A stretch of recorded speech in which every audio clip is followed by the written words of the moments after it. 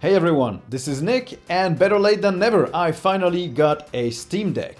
I've been playing with it for about 6 to 8 hours a day ever since I got it, which has been almost a week, and so I'm finally ready to give you my review of how it is as a gaming console, but also as a PC for Linux enthusiasts. Because the deck will have to cater to both populations, both the console market, where people just expect to buy a device and it runs their games and it works, but also to the Linux enthusiast market, which might think of using that as their only PC. And I think I have an answer for both categories. So let's begin.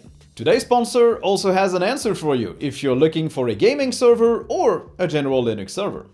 Thanks to Linode for sponsoring this video. Linode is the best choice to deploy your own Linux or gaming server. Getting started is extremely easy thanks to their app marketplace. You can just pick from one of the many apps they offer, select a few configuration options, and just one-click deploy that server. It's super simple. It works for a development environment, but also for a Minecraft or Valheim server. Among the most notable apps, Linode has Moodle to create your own learning management system and teach and sell courses in minutes, but they also have stuff like Pi-hole to block ads. But please don't block mine because I need money to buy more games for the Steam Deck. From Focalboard, a Trello alternative to Rocket Chat, which is the equivalent to Slack or Teams, Linode has everything you would want. Click the link in the description to get your $100 credit and get started.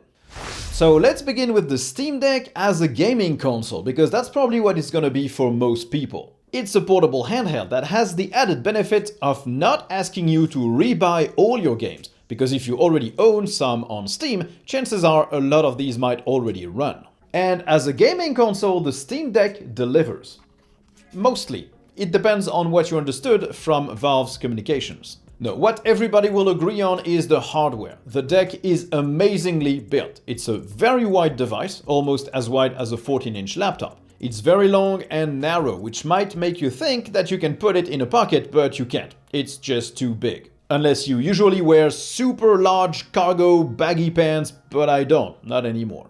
The deck is surprisingly lightweight though, to the point that it kind of felt cheap at first, like a small plastic appliance. Fortunately, it's not. The feel in hand is really great from the start, and even after a few hours, your hands won't cramp on it, and your fingers lie comfortably on the controls. I have regular sized hands, and my favorite controller is, of course, the Xbox controller, and the deck isn't far off. I'd say for prolonged users, it might even be more comfortable than an Xbox controller, as my fingers rest on the back paddles and aren't cramped around the sides. The sticks are really nice and responsive, the D-pad is serviceable, although probably a bit too rigid for fighting games. The main buttons use the familiar Xbox layout, and they're clicky enough with a great feel. The triggers feel really good, super nice to press and with a reasonable short travel for these multiplayer FPS sessions. And the shoulder buttons are clicky and quick to press, easy to reach with the top of your finger when it's resting on the triggers. Any input below that line though, feels lower quality. The touch surfaces are useful enough once you get used to them, but the surface itself, the material, feels like it should have been more soft touch plastic than something like a hard, big, clicky button. And the Steam and Quick Settings button are mushy and don't click, which makes them feel a bit cheap. The back paddles though are amazing. I never had a controller using these before, but it's now going to be very hard to not buy an Xbox Elite controller to get the same experience when gaming on my Xbox or my Linux PC.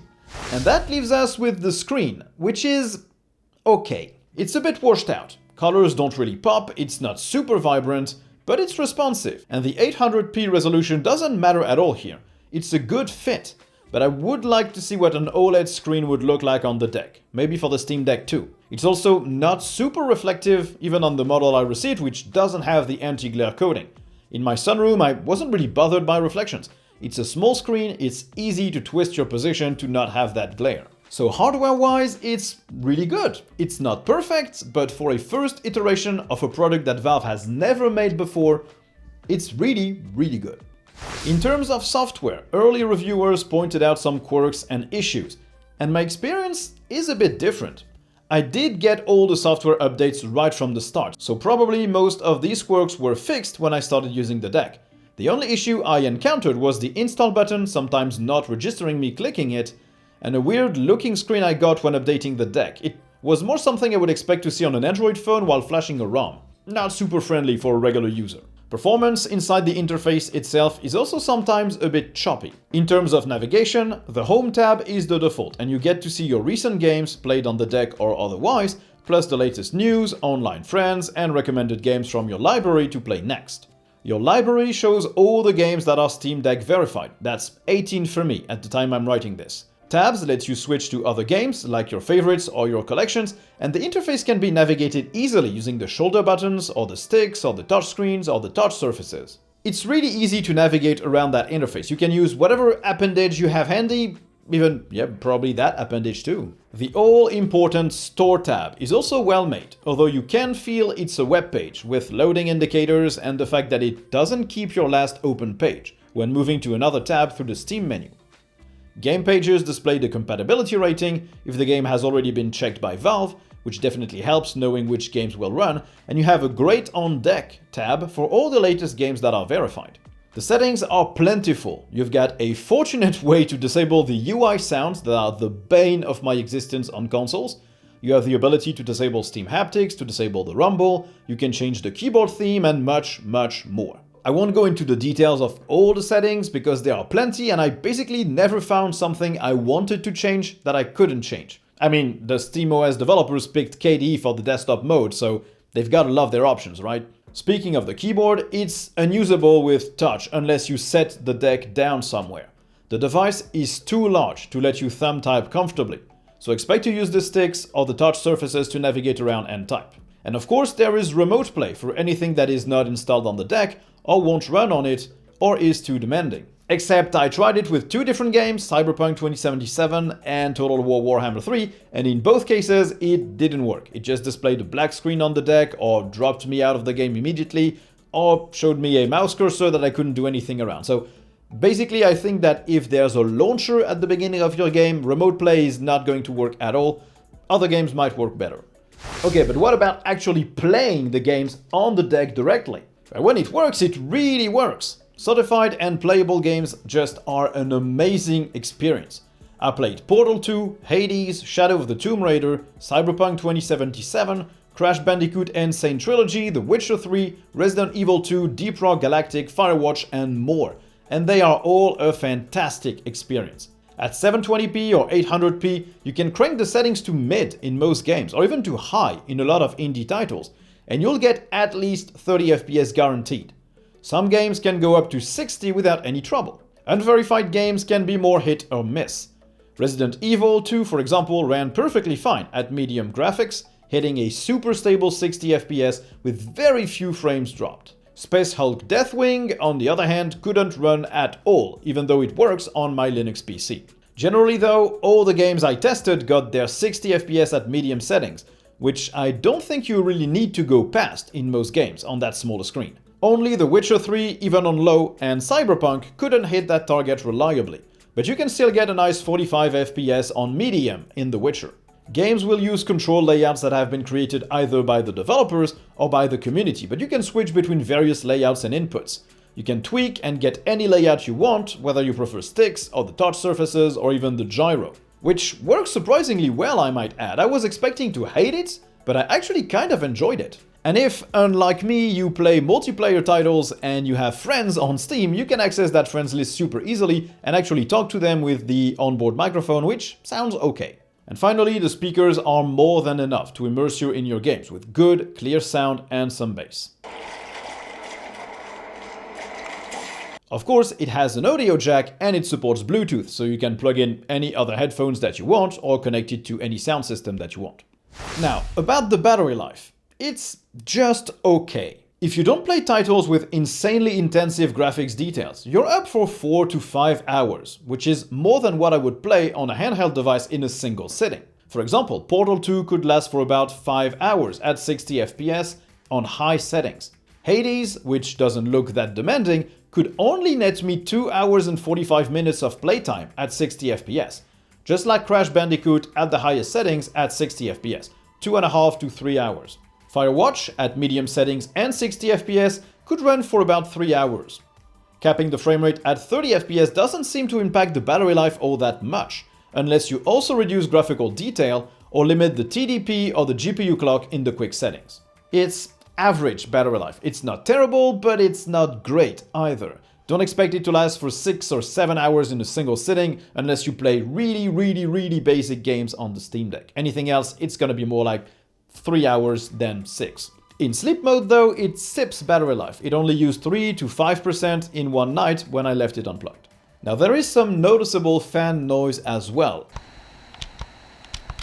Even just when downloading titles, when the deck is idle. When gaming, you can definitely hear it, and if you thought you would be able to game in bed next to your significant other, better hope they are heavy sleepers, because personally, no way I could sleep next to a running Steam Deck. When used during the day, in normal conditions, it's not something that's going to bother you. The sound is not whiny, it's not strident, it's just an audible fan noise, and if you have headphones on, it's probably going to mask it very well. In terms of the game library, for games that are certified or playable, I don't think the general gaming enthusiast will ever notice they're not running Windows. Just click install, then play, and you're gaming. It's a great experience for anybody expecting a game console. You get good performance with the ability to reduce battery drain by changing a few options if you want, and other consoles just don't let you do that. You have a fantastic catalog of games playable from the start, more than 1,000 games at the moment this review is up, which is more than any other console on launch day. Way more, nothing touches it. But there's a big fat hairy but. This is sold as the Steam Deck. It connects to your Steam account and it lists all your Steam games. And yet, some of them won't play. Us Linux users know why. Proton isn't perfect and anti-cheat can still be a problem. But the general gaming public that has no interest in Linux, doesn't follow Linux news, and just games on Windows, I don't think these guys have been suitably warned. If they didn't watch a review, they will not know that not all of their games will run. Just look at that page. Your Steam library, anywhere. The entire Steam store experience is accessible from Deck. Your entire Steam library shows up, just like any other PC. It all feels like everything is going to run, but that's just not the case. And while the certified, playable and unplayable labels can help, they're not super clear either. Just because some games are certified doesn't mean I should be worried about the other games that haven't been reviewed yet. But I should, because a lot of multiplayer titles will just not run because of anti-cheat. Still, as a gaming console, the Steam Deck is a fantastic product. All of its quirks, including the software compatibility, the game compatibility, all of it can be fixed with software updates. And for the foreseeable future, for the next few years at least, it's gonna be able to keep pushing 720p 60 at mid graphics. And I think it's going to be able to deliver 720p 30 for the foreseeable future. Now, if you want a portable handheld with the biggest launch library there is, and access to the games you already purchased, and with great input and ergonomics, the Steam Deck is definitely a worthy purchase, especially considering the great performance it delivers at its relatively low price. But if you were expecting a complete Steam device that will run all your games, no questions asked, then you're gonna be sorely disappointed. A lot of multiplayer titles don't run, and even though game compatibility will get better over time, right now it doesn't play 100% of your Steam games, and I wish Valve would be more straightforward about that on their website.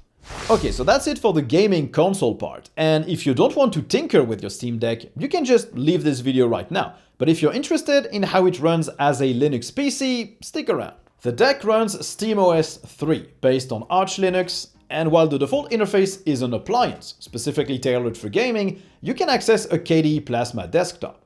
But even before that, you also have access to a plethora of options for just gaming. I talked about the frame rate limiter, which lets you block everything at 30 FPS, but there's a lot more.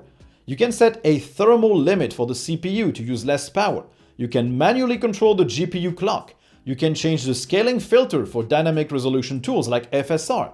And of course, you get access to all the graphical options in-game, just like on any PC. But you also get access to Mango HUD, that amazing overlay with multiple levels of details, and it's accessed directly through the quick settings. You also get to connect anything through a USB-C hub or through Bluetooth, a keyboard, a mouse, Bluetooth headsets, any gaming peripherals. You can definitely just set the deck on your desk, that's hard to say, and just plug it into a monitor and other input devices and use that as a PC. As a matter of fact, a dock is also planned to do just that. Just enable developer mode in the system settings, then hit the Steam button, go to Power and switch to desktop. There you get access to a full-blown KDE desktop, and it's a friendly reminder that KDE isn't touch ready. You can navigate it with touch, but it's a bad experience. You don't get an on-screen keyboard when you touch input fields. You don't get a way to drag your windows around, for example. Now, fortunately, the right touch surface acts as a touchpad, so you can navigate using that. But with a mouse and keyboard, then it starts being pretty amazing. It's just a PC. It uses Plasma 5.23.5 and X11, with the Linux kernel 5.13, which is modified by Valve. It's not a generic Linux kernel. Once you're inside, you can do everything you'd want to do, as long as it's using Flatpak, because the system itself is mounted as read-only. You can't tweak the system itself. You can only install applications that are available through Flatpak. You can deactivate the read-only mode, but it's probably going to cause a lot of issues with your future updates, so I would not recommend you do that just yet. You can't access the whole file system. You can't just install anything you would like. You have to use Discover or the command line and install Flatpaks. Most things you might want to do are available there, but not all things. For example, you can install Lutris and all its scripts, but you can't install the Heroic Games launcher for Epic Games. You can also add Lutris or any game installed from there to Steam as a non-Steam game. So you can just go into the desktop mode, install what you want, add that to Steam, and then just launch these games like regular Steam games from the SteamOS interface. It's a more locked down experience than what many of you might expect. It's comparable to Fedora Silverblue, except you don't get the toolbox tools to actually install whatever else you might want, and you can't just install packages, add them to your image, and reboot. You can just install what's available through Flatpak. If you're fine with that, then you'll be perfectly happy carrying this small thing around in its carrying case and just use it as your regular PC and switch to desktop mode to work, switch to Steam mode to game. It's going to be a great experience. But, because here as well, there's a big fat hairy but. That's only true if you're content using SteamOS as your base. I have no doubt it will be possible in the future to install any other distro, and maybe even get the new SteamOS interface when you install and open Steam. You will also be able to install Windows on it, although drivers are not yet ready, and I would expect installing Windows on this would create battery issues and performance issues, because Windows uses a lot more resources than this optimized version of Linux. You wouldn't get GameScope, you wouldn't get FSR natively, and you also wouldn't get the new SteamOS interface. Basically, it's going to be a terrible experience in my opinion. We'll see when it's possible to install it on it, and I'll probably make a video about that. So if you were thinking of buying the Steam Deck as your only PC, right now it's not going to be a full open experience. It's just Flatpak and that's it. Maybe app images will also run if you download them and run them from your home folder, but that's it. And this means you won't be able to do everything you want. In the future, it's probably going to be able to dual boot, or maybe you will be able to unlock the system without destroying it, but for now, I wouldn't recommend it. Okay, so final thoughts. As a gaming console, the Steam Deck is a wonderful first-generation product. It's ergonomically amazing, it's got great performance, okay battery life. I just wish Valve was clearer about the fact that it doesn't run every single Steam game you're gonna have in your library. And as a PC, the Steam Deck might do the trick, but it's got very severe limitations in the fact that it can only use Flatpak or maybe app images as well. And that might deter a lot of you from trying it out. So maybe just wait a little bit to see if it can run something else in the future before you jump to pre-order this thing as your main PC. But if you do need a Linux running PC, today's sponsor is right there for you. Slimbook offers desktops and laptops running Linux. They're based in Valencia, Spain, they ship worldwide, and they have a huge range of PCs, including the Slimbook Essential, which is their entry-level Ultrabook. It's really nicely designed, great keyboard, good screen, good performance, and a low price. So check it out using the link in the description below, and maybe just buy your new Linux PC instead of waiting for the Steam Deck to be ready. So thank you everyone for watching the video, I hope you enjoyed it. If you did, don't hesitate to like, subscribe, and turn on notifications. And if you didn't like the video, you can also dislike and tell me why in the comments as well. If you want to support what I do, you can also join my Patreon subscribers or my YouTube members. Both get access to a weekly Patreon cast and the right to vote on the next topics I'll cover. So thank you everyone for watching, and I'll see you in the next one. Bye!